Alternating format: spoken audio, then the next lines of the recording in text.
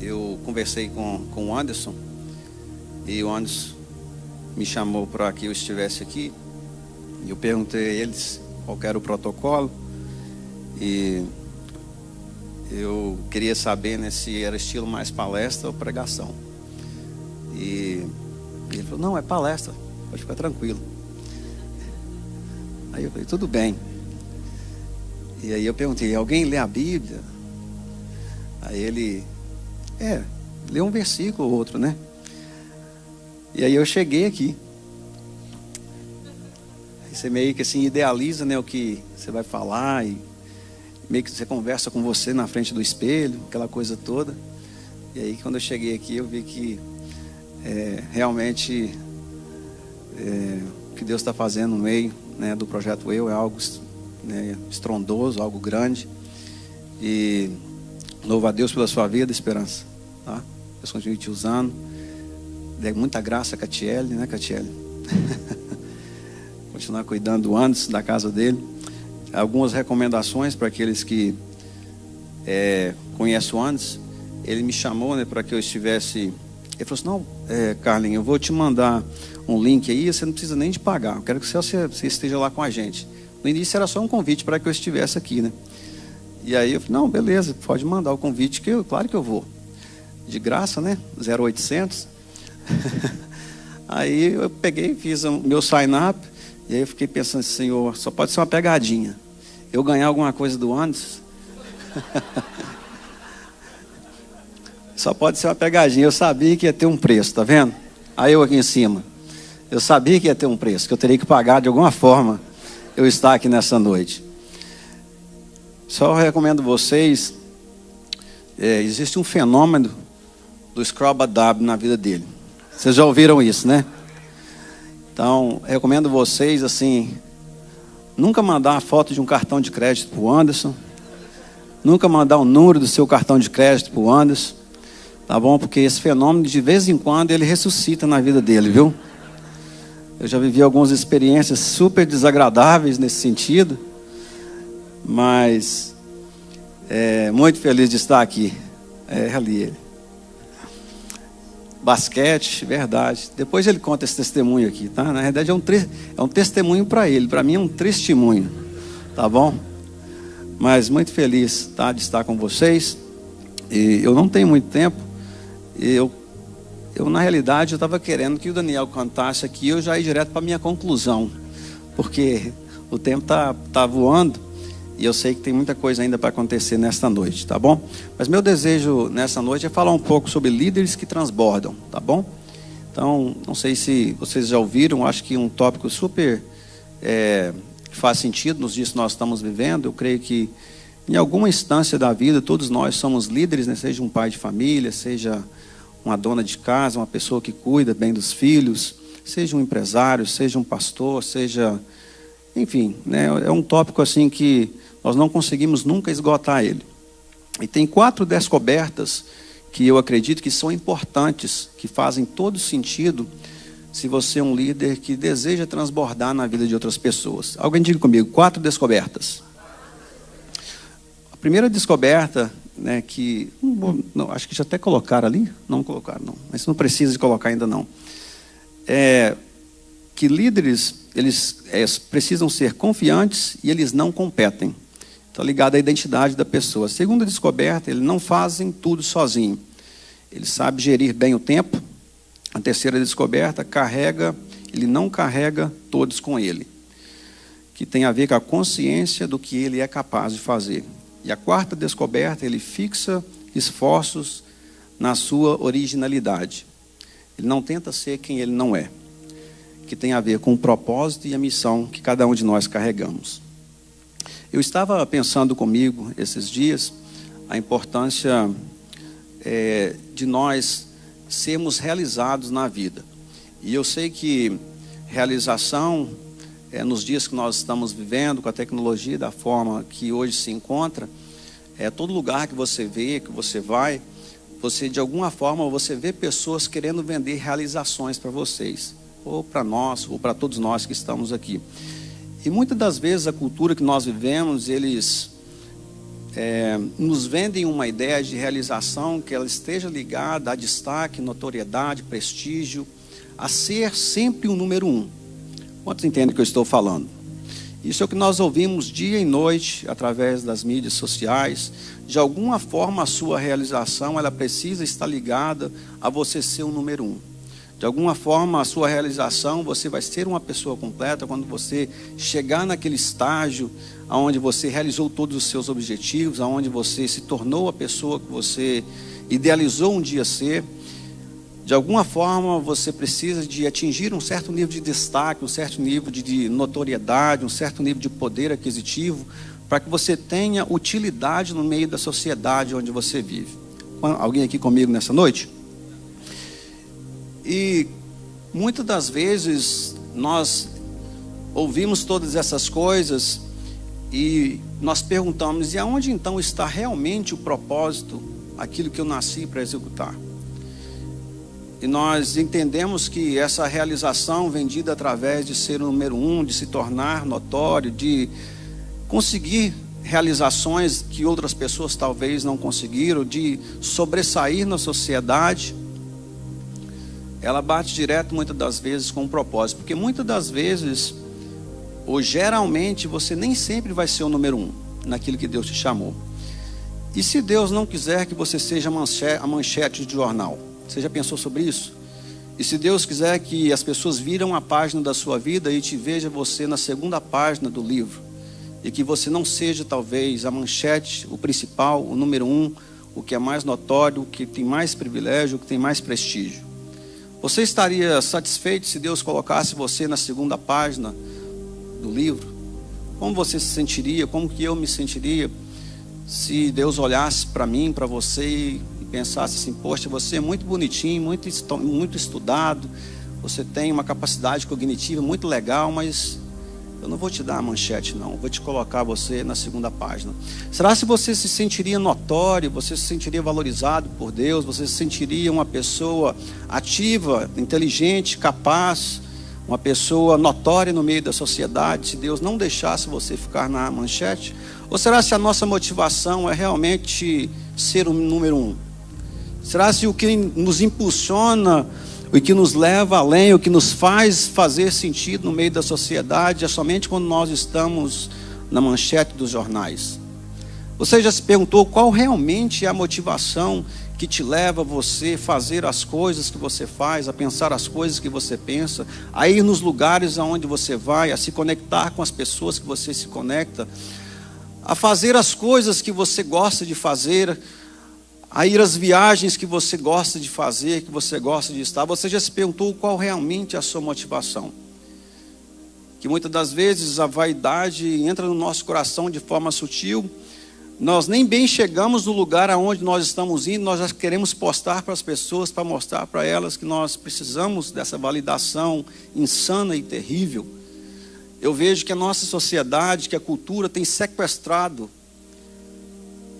quem realmente nós somos, tem sequestrado quem realmente nós nascemos para ser.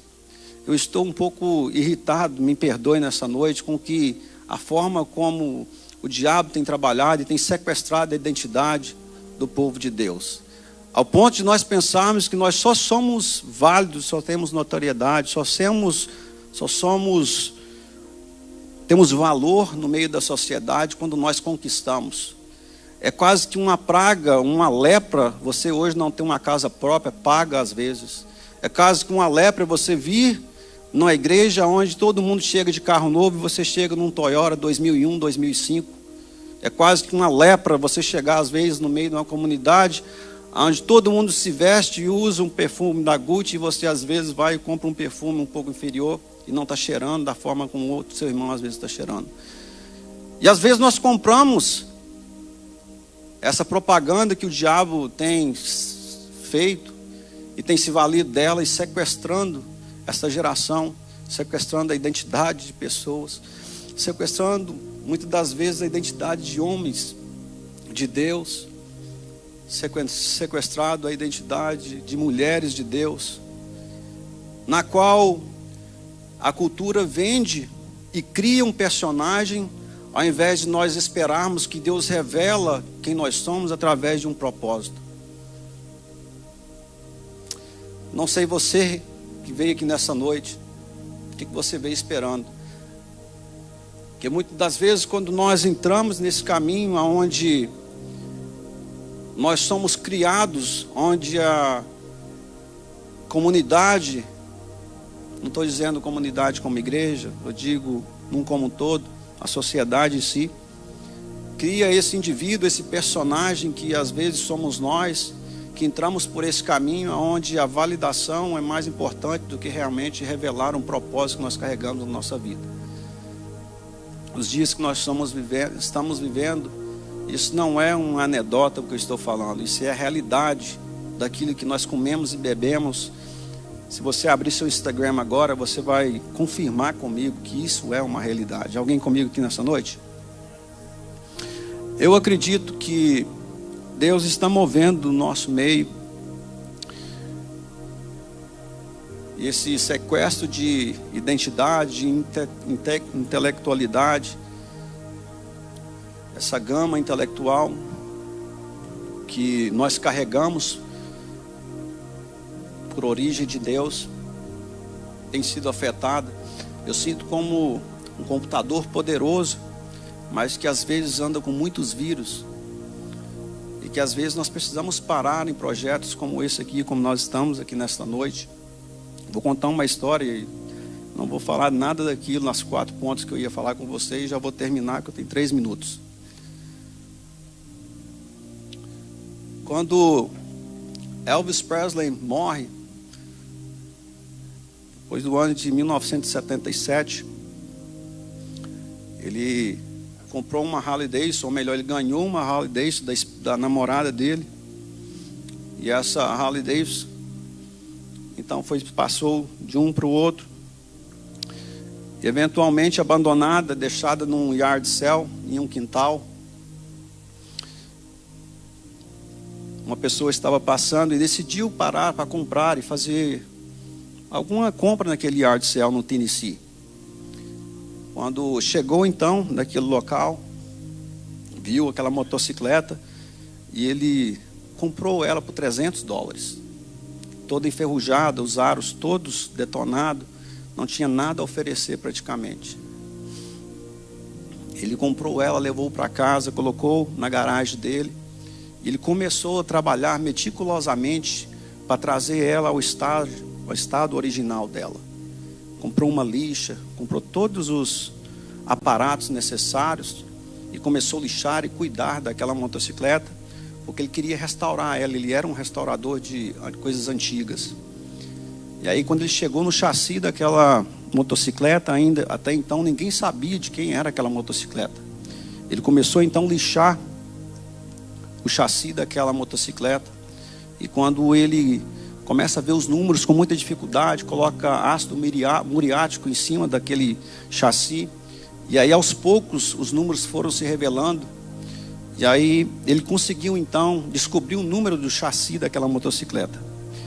E em cima do número do chassi, na medida que ele ia limpando, apareceu algumas letras, e ele percebeu que tinha algo interessante, e aí ele continuou e limpou um pouco mais em cima do chassi dela, no frame daquela motocicleta. E aí em cima estava escrito assim, The King. Estava escrito naquele chassi. E aí então ele ficou muito curioso. Ele ligou para a central da Harley Davidson, e aí ele passou então as informações. Ele queria saber a origem daquela moto. Ele ligou para a Harley Davidson, e a Harley Davidson pegou todos os dados. E aí aquele cara que atendeu ele passou logo para o gerente, porque ele percebeu que aquela motocicleta era uma motocicleta bem única. Parece que era uma Harley Davidson Glide, que era uma das séries bem únicas que tinham feito na época. E aí ele passou para o gerente dele. Aí o gerente começou a pesquisar aquele número, e resumindo a história, ele descobriu, o gerente, que aquela motocicleta tinha origem, e foi a motocicleta que o Elvis Presley tinha ganhado da namorada dele. O gerente então pega o telefone e fala assim: me dá o telefone desse cara, porque eu vou negociar e vou comprar essa motocicleta. Ele liga então para esse cara que era o restaurador na época, e ele oferece àquele cara $100 mil pela motocicleta. Imagina, ele comprou por $300, um mês depois ele ofereceu $100 mil, menos de um mês depois. E aí ele disse que não. Aí ele ficou muito curioso, porque ele não esperava que valeria aquilo. Então ele rejeita aquela oferta. Aí esse cara da Harley Davidson ligou para aquele Jay Leno, que é um cara que faz talk show aqui na América, muito famoso. E o Jay Leno, ele era fascinado por moto na época. O Jay Leno então entra em contato com esse restaurador e diz para ele: poxa, gostei muito da sua motocicleta, eu gostaria de eu mesmo restaurar ela, eu vou te oferecer $750 mil na motocicleta. Coisa que aconteceu sim, e a história é real, depois vocês podem procurar. Aí ele disse: não tem como eu vender. Agora que, se por 100 eu não entreguei, e agora descobrindo que ela vale 750, tem alguma coisa por trás disso. E aí ele pegou o avião, foi até o estado vizinho, entrou na Harley Davidson para encontrar então com o gerente dessa Harley Davidson, marcou um agendamento. Resumindo a história, o cara foi e revelou para ele que aquela motocicleta era a motocicleta que a namorada do Elvis Presley tinha dado para o Elvis Presley de presente. E era por causa daquele, de quem ele era dono, da originalidade. Alguém diga comigo: originalidade. O que tem valor é o que é original. Pastor, eu falo mal. Não tem problema você falar mal. Pastor, eu não sei comunicar direito. Não tem problema, seja original. O paralelo vale pouco, o original vale muito. Tá bom? Leva isso para casa nessa noite. O que é original é o que tem valor. O paralelo, ele te ajuda, é um bom band-aid, mas ele não te leva muito longe. Diga para a pessoa que está do seu lado: o que tem valor é o que é original. Jay Leno então se sente um pouco que ofendido por ele ter recusado $750 mil, e ele oferece 2,5 milhões naquela moto. 2,5 milhões. Imagina. Resumindo, para mim não ir muito longe nessa noite, ele então settle por 2,5 milhões a venda daquela motocicleta. Sabe por quê? Por causa da originalidade. Porque quando, se fosse qualquer um que fosse dono, era um preço comum. Mas porque era o The King, sabe por que nós temos valor? Sabe por que você que está aqui nessa noite tem valor? Porque nós temos um King que é o nosso dono. Simplesmente assim. Porque nós não somos órfãos.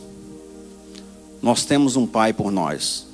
Fico muito feliz e lisonjeado nesta noite, porque nós estamos fazendo aqui algo muito simples, mas muito poderoso. Eu estou aqui nesta noite com uma lixa espiritual, lixando o chassi de alguém, para revelar o seu verdadeiro valor, para revelar a grande originalidade que você carrega. Deus abençoe a sua vida.